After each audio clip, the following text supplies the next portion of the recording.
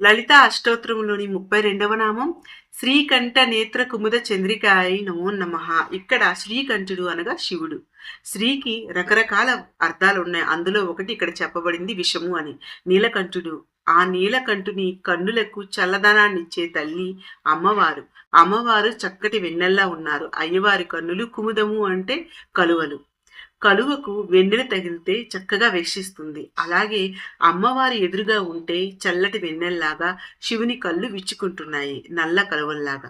ప్రియమైన వారిని చూడగానే మన కళ్ళు విచ్చుకుంటాయి. అలాగే శివునికి తన ప్రియమైనటువంటి అమ్మవారిని చూడగానే ఆనందంగా అనిపిస్తుంది.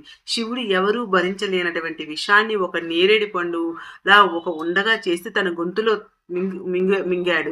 బయటికి కక్కితే అన్ని లోకాలు అగ్నికి ఆహుతవుతాయని, లోపలికి మింగితే లోపల ఉన్న లోకాలు నశించిపోతాయని తన కంఠంలోనే దాచుకున్నాడు. కానీ అంత విషం కంఠంలో ఉండగా ఆ వేడికి ఏమవ్వాలి? అటువంటి పరిస్థితుల్లో శివుడు అమ్మవారిని చూశాడు. అమ్మవారిని చూడంగానే ఆ వెన్నెల లాంటి చూపులు తాకి ఆ వేడిమి ఆ బాధ అంతా కూడా తొలగిపోయిందంట.